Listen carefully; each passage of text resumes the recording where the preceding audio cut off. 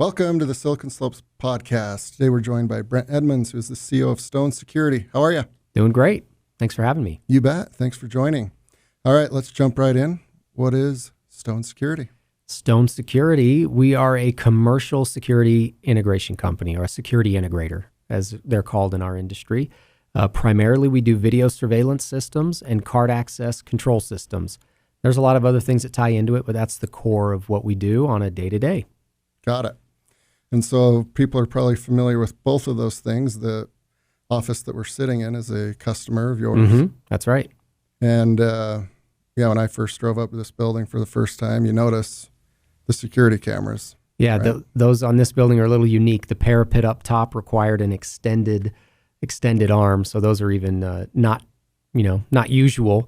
So those are a little more noticeable. Yeah, but it is nice, right? That if your car gets broken into, all of that, even just like a quick look, like, all right, well, at least there'll be something to go on. Mm-hmm. And then access in and out with the badges. A lot of folks use those. And ultimately, what's the importance of that with most of your customers? Yeah. Access. So it's funny, there's a lot of reasons people put in video surveillance, card access control. Over the years, as high quality HD TV video and the access control software systems have become a little more sophisticated, security is actually moving down the list of those reasons. We've even joked that we'd have to change the name of our company at some point because they have cameras or card access control systems more for business operational, purposes. Keep people in certain areas, not necessarily for security, but for efficiency, or to see what's going on in an area without having to get up and leave one building and go to another building. You can do that with cameras. So lots of really cool examples of people using this technology for more than just security. But there's the obvious security reasons as well. Yeah. I'd imagine criminals that might have in the past seen these as soft targets over the years have changed their mind on that. Yeah, it's become an expected, level of security in the workplace, and also for audit trail. There's lots of things for compliance. If you have credit card transactions in a building, PCI compliance, medical facilities, HIPAA compliance. There's lots of regulations in different industries that do actually require that you have an audit trail of who came in, when they came in, and video evidence of that. So yeah. And it takes almost like a spy thriller to, if you are kind of a crook or you said you were here, and you have to really get ahead of that and have a ornate plan, right? Yeah, I mean, depending on how the systems are set up, they can be, pretty difficult to get past for sure. Yeah. Without being detected, that is, right? Yeah. And so you guys have been doing this for 15, 16, 17 years? Going on 16 years. 2005 is when the business officially started. Yeah. So this is a little bit niche and specialized. Where did the idea come from, and where did you get the moxie that you could do this as an entrepreneur? So it was actually the very, very beginning was my dad. So he was a Delta Airlines pilot, retired, had lost some of the value of that retirement right after 9/11. He was getting things figured out, right? And decided, I'm going to need to supplement some of my income in retirement. So he retired from Delta right after, right after 9/11-ish, a couple years after, and decided to start a small security company. It was actually with my brother and my brother-in-law and a few other family members and friends. And it was a residential company, right, when it originally started. I actually joined a year later, and we quickly focused on the commercial security industry at that point. So that would have been in 05, 06. Okay. And you knew a thing or two about that because of your background in Secret Service. Yeah. I was working for the U.S. Secret Service down in Los Angeles, California. 02 to 06 was roughly the time frame I was there, and definitely gave us a good background in certain aspects, although honestly there's not a direct translation from the physical executive protection, right, that we did in the Secret Service to commercial security, camera systems and such. Having said that, there was a good connection theoretically and philosophically for the business, to get started with. Yeah. Well, you had had plenty of practice with badging in and out and Oh yeah, all of that. all that stuff. So there was some good background there that translated nicely into also just telling our story right from the beginning. Yeah. When I worked for the federal government, to get to a specific room where work was done, you had to badge in and out 4 times. So woe be the person that actually loses that badge. It's quite the process. Yep. And you get mocked. Well, cool. So kind of started as a supplemental income for your dad. You joined a year later. How did you guys go about building the business? I mean, we did not break away from another security company. So we did start from the ground zero. We just started one customer at a time. It was just a couple of us, right? Just 2 or 3 or 4 of us there at the beginning. And from that point, we just slowly built one customer at a time. As I mentioned before we started, this business park actually has been a big part of that story from just about the very beginning.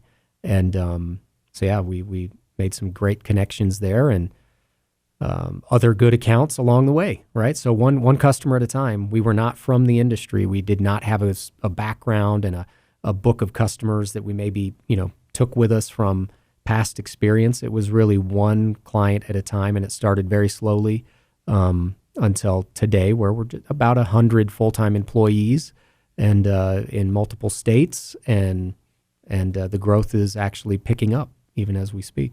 That's great. Yeah. And so it's fairly technical, right? Like you're not going to record a parking lot, and if something happens, come get the VHS tape, right? Like you've got to have a dashboard and easy access. So there's hardware, software, right? Oh, yeah. And what is a kind of a typical like mid-range system entail for you guys?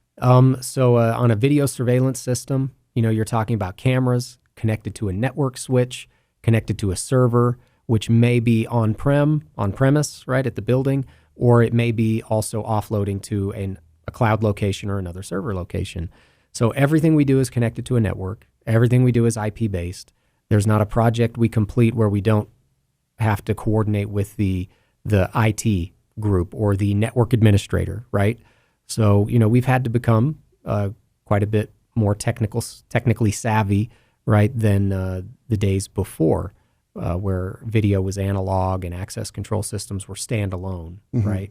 Everything we do is riding on the network, and so we have to be able to talk with those network administrators and IT directors. Yeah, and redundancies and things like that. Yep. Cloud is that's an old conversation for a lot of other industries. For our industry in the security, getting video surveillance into the cloud is not easy. It's a heavy, heavy lift, right? There's a lot of data, a lot of rich data. And so that's still something that's in the works, in the process. And it's a big part of what we're currently doing is helping customers get video into the cloud. Yeah. So there's a lot of industries evolving over the last 30 years that made your business model possible and functioning at a high level. Absolutely. Yep. Yeah, it's funny how that works. Yeah, it does. It all comes together. It all comes together. All right. So what's a kind of good segment of your customer base? Boy, so we work with, here in Utah, well, we have 3 local branches, right? Utah, well, not local to here. We have Salt Lake City, Denver, Colorado, and Las Vegas, Nevada. There we have vans and trucks and, employees that drive around and do work with school districts and universities and local businesses, right? Like this business park.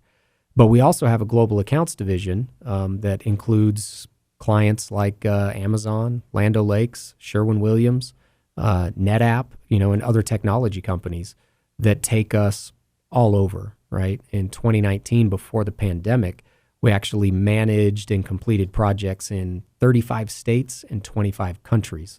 Oh. So we have work that takes us all over. Yeah. Yeah. So 25 countries, that's a whole different ballgame, right? It is. Yeah. That's always kind of been in the DNA of the business. We're not afraid to, go and tackle a project. The Utah workforce, a lot of our group has lived overseas, speak foreign languages. So it just was kind of a natural fit and kind of stood out, I think, in our industry. and opened some doors for us to do some work. And I'd be remiss if I didn't mention that our relationship and the client with the church here in Utah, and a lot of that work internationally, was a big part of building that business model, right? They were a big part of that for our business. Yeah. And so I genuinely don't know the answer to this question, but if you're over in a foreign country, how does the currency work? Oh, well, we're dealing business with American companies. Okay. Right? So we're doing business with like those companies I mentioned, Microsoft or Amazon or Sherwin-Williams. And so we're doing business usually in U.S. dollars. Or they help with that transaction. Cool. Yeah, I guess that is the easiest way, right? Mm-hmm. Yep, that's the way it works. Yep. Got it. And so as far as on the scale of the big dogs that you mentioned, are small and medium businesses still in your guys' wheelhouse? Absolutely. Yeah. In our local markets, I mean, we'll do a project for a few cameras, at the local business. It's not necessarily our sweet spot. I wouldn't say that. Definitely enterprise class, large systems, universities, school districts, large businesses, and even more so, I think that is becoming, more of the business identity. But still to this day, we'll go do a walkthrough, a site walk at a, local business that needs 2 cameras added. And we have no issue with that. So we really do kind of mix it up in that way. To us, it's all the same technology. We're using the same technology everywhere. And so whether the customer needs 2 cameras or 2,000, we can do it. Yeah. And as far as like the evolution of the technology, again, if you put your crook and burglar hat on, the cameras get better, the software gets better, the data is faster. How often would you, in this business park, as an example, need to change the cameras out?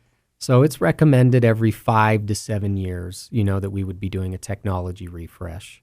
Some customers do that, stay on top of it, others don't, but you're absolutely right. The technology keeps getting better. Camera resolutions keep getting better. Low light performance keeps getting better. So there's major advantages to refreshing that technology and keeping it updated. And then so you just use like providers off the shelf, or do you have strategic vendors that you work with? That's a great question, because that's a big part of our business model, right? And who we are and our success. Most of our competition will sell whatever technology the customer wants, whatever cameras they want, whatever software they want, and there's lots to choose from, right? Our business model for the last 16 years, for the entire existence of the company, has been to partner with a very small select group of technology partners. We sell one video management software. We sell typically one camera brand with some minor exceptions, and one access control platform.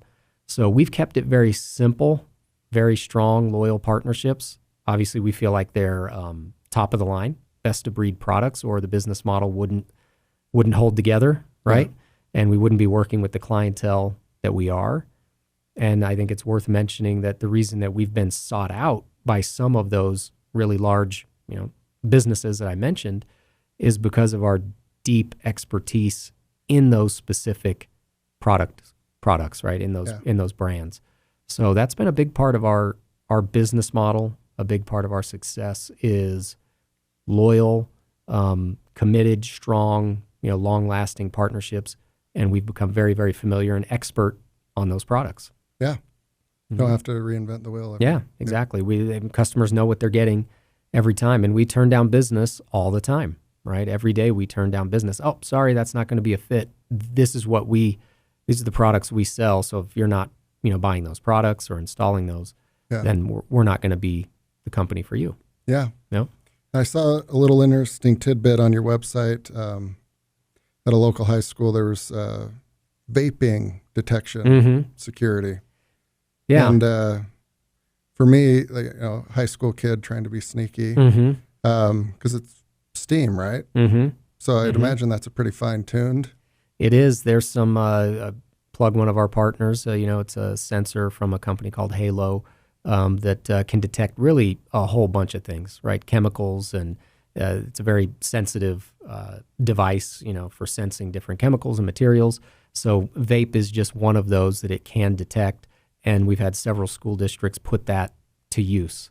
So there's a lot of interesting technologies that end up tying in biometrics, facial recognition, license plate recognition, different things that can be controversial depending on how they're deployed.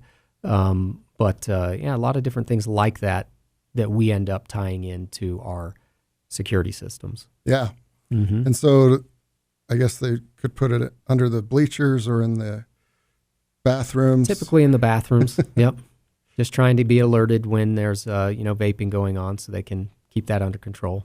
Got it. And overall, that has worked out well? Yeah. We've got a couple of really good success cases. Other times, technology can be, tricky to dial in sometimes, but it's been, successful for several school districts here. Yeah.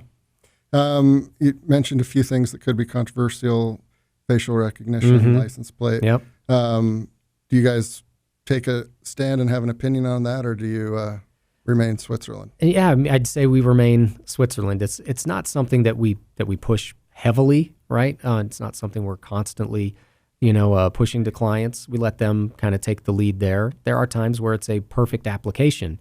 Other times, maybe it's a little bit of an overreach. But that's up to the policymakers at different businesses, school districts, universities, as I've mentioned, before.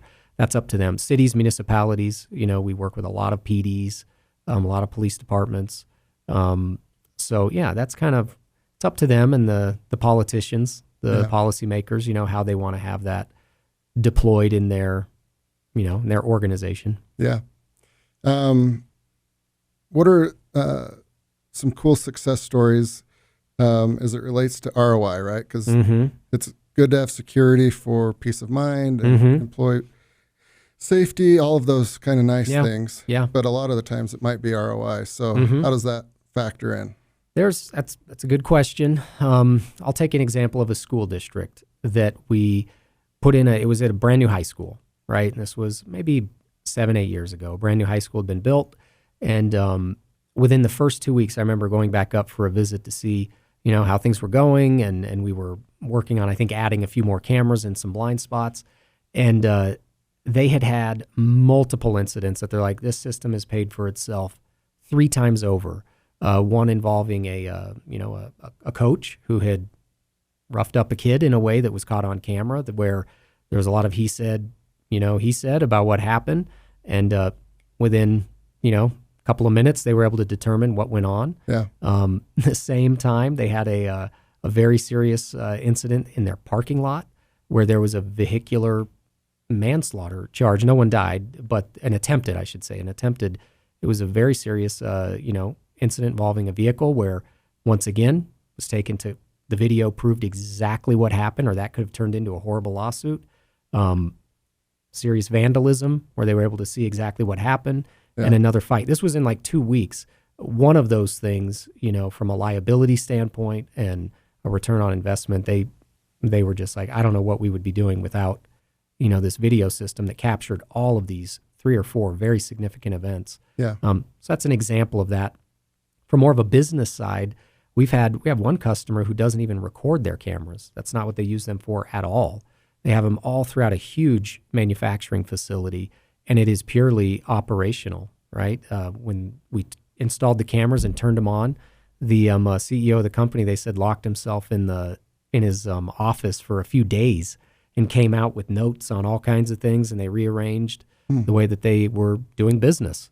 So the technology gets used in a lot of different ways, and most people, I guess if you could say, is their return on investment. The systems we install grow, and they keep growing and growing. I mean, people, once you put, HD TV quality video at somebody's fingertips, on a phone, on a laptop, on a desktop, where they can just see it all the time, they want and need more of it, right? Yeah. To help manage their business or their city, whatever the case may be. No, that's very interesting that that CEO is kind of just using it as an eye in the sky and 360 view. Yeah, and managers in the business use it to keep track of more things at once. We've had businesses way before COVID that stopped traveling as much to do inspections because the cameras were of such a high quality that they could conduct their inspections, at their large plants without having to fly or to travel, which was a huge cost savings, for them. So all kinds of applications. It's a cool technology. For sure. Mm-hmm. And I've seen a few commercials over the years of kind of interactive security systems, kind of like the residential ones where somebody's creeping in and a little alarm goes off, or you say, "Hey, what are you doing?" Are those features in the commercial space as well, where you can not as much? I mean, you can definitely do. Yes. So to answer your question, yes, there's a big retailer with trucks parked behind where they have to stay overnight sometimes. They were having a lot of theft issues, and we set up an audio speaker horn to trigger on motion when someone was there. The analytic triggered the speaker to announce, "Hey, you're on camera. Police have been notified." Whatever, you can customize the message, and that solved the problem. Immediately. Yeah. Yeah. Hope you can run fast. Mm-hmm. Very cool. And so, as far as technological advances over the coming years, what do you kind of foresee on the horizon? What kind of is intriguing from a security CEO perspective? Yeah, I think the transition to cloud-based technologies is, for our industry, that's still a transition that we're working on. That allows for more recurring revenue type business models, whereas we're very project-based in a lot of ways. We do have some good recurring contracts and revenue, et cetera, support agreements and those sorts of things. But getting the security systems onto a cloud-based model, I mean, we think is going to be a big part of the future and make businesses like ours stronger, right? Anytime you can get into that recurring revenue type of a business motion, it's going to be good for business. Right? Yeah, absolutely. Yeah. All right. So kind of the meat and potatoes part of the podcast is the CEO. You got to focus on a lot of things. Mm-hmm. You mentioned several states, several countries, different time zones. So I assume you're being pulled in a lot of directions. How do you manage your days and your time, and what do you kind of focus on? I mean, on the phone, sending emails, on Teams meetings, Zoom calls, et cetera, all day, very busy in that regard. Everybody handles their day differently. I kind of tend to float around. I'm pretty mobile that way, maybe too mobile. Sometimes it's tough to get into the office because there's so much to do. And we do travel. I travel as well for the business, meeting with clients and developing new business opportunities. So, thank goodness for technology. I don't know what I would do without, cell phones and laptops and the connectivity that we have that allows me to be just about anywhere and connecting and moving business along, whether that's, by phone call or Teams call or, just sending emails. Yeah. And of all the secure facilities on planet Earth, in your opinion, which one's the most secure? Oh, goodness. Those data centers are pretty darn secure. We're not into federal military. And my background in the U.S. Secret Service, those are some pretty secure buildings, Pentagon and things back in D.C. But that's a tough question to answer. Just a good old-fashioned data center set up the way it is pretty tough to get into.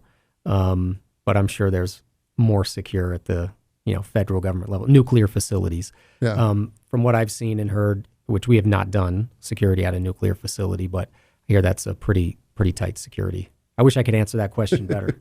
Well, I bring it up because I just finished a book. It's called The Profiteers. But anyways, one of the big construction companies kind of took over management of some of the nuclear facilities, Los Alamos. And it wasn't that long ago. I think it was within the last 10, 12 years, an 81-year-old nun snuck in.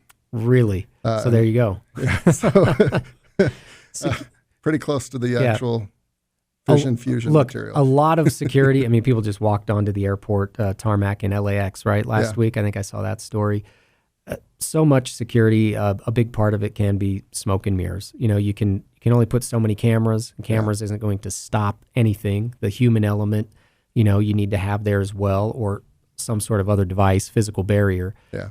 So there's always a trade-off between, the convenience and security, and getting business done and security, and, just creating a productive work environment and security. I mean, you just can't lock things down, like a prison. Yeah. I guess that's probably the most secure building, Yeah. in the world, is a high max security prison.